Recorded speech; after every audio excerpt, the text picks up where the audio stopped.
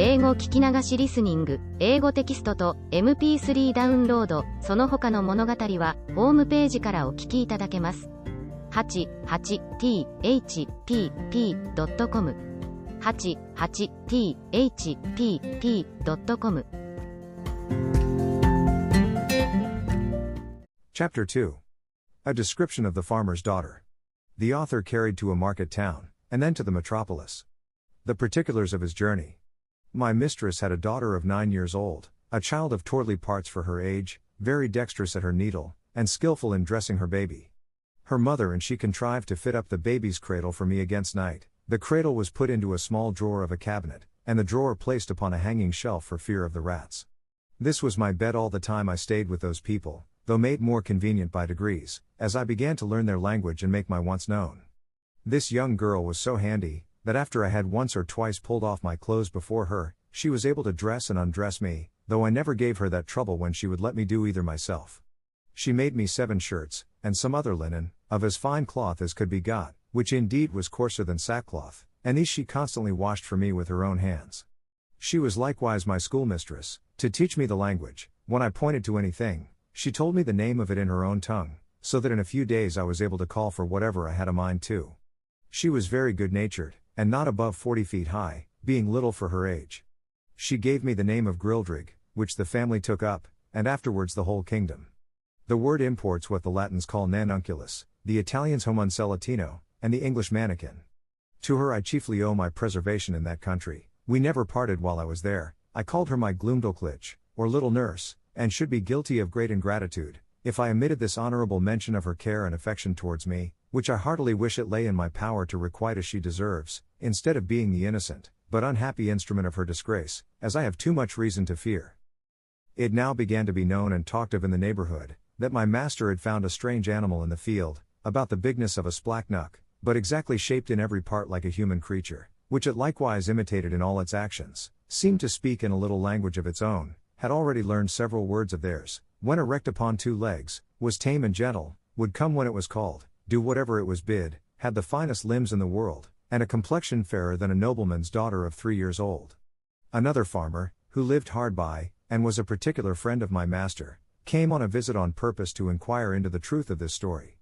I was immediately produced, and placed upon a table, where I walked as I was commanded, drew my hanger, put it up again, made my reverence to my master's guest, asked him in his own language how he did, and told him he was welcome, just as my little nurse had instructed me.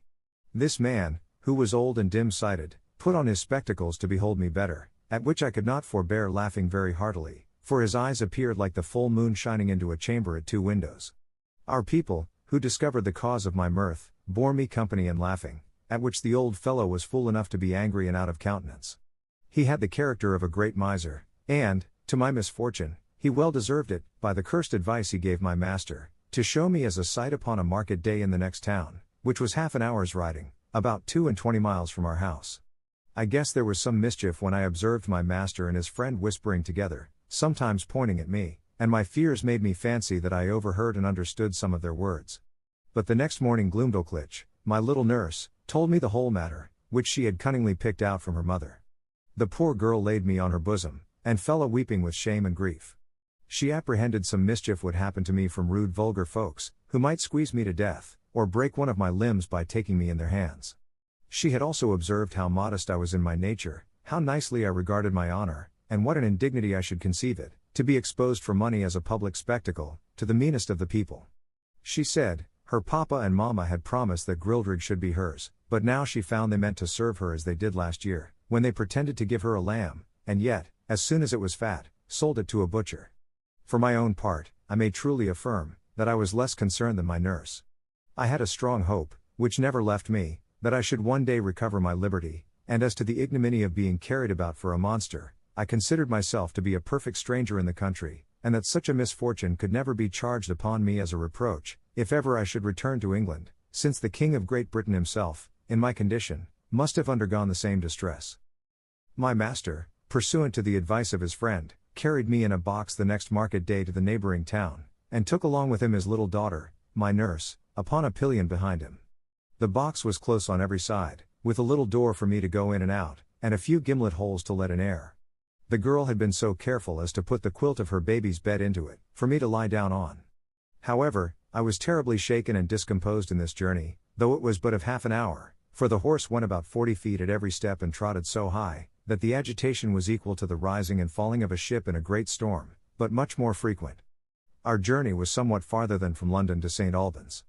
My master alighted at an inn which he used to frequent, and after consulting a while with the innkeeper, and making some necessary preparations, he hired the Grultrude, or crier, to give notice through the town of a strange creature to be seen at the sign of the Green Eagle, not so big as a splachnook, an animal in that country very finely shaped, about 6 feet long, and in every part of the body resembling a human creature, could speak several words, and perform 100 diverting tricks. I was placed upon a table in the largest room of the inn, which might be near 300 feet square.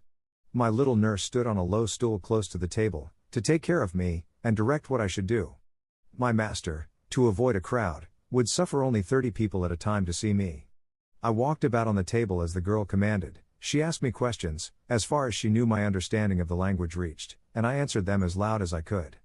I turned about several times to the company, paid my humble respects, said they were welcome, and used some other speeches I had been taught. I took up a thimble filled with liquor, which Glumdalclitch had given me for a cup, and drank their health. I drew out my hanger, and flourished with it after the manner of fencers in England. My nurse gave me a part of a straw, which I exercised as a pike, having learnt the art in my youth.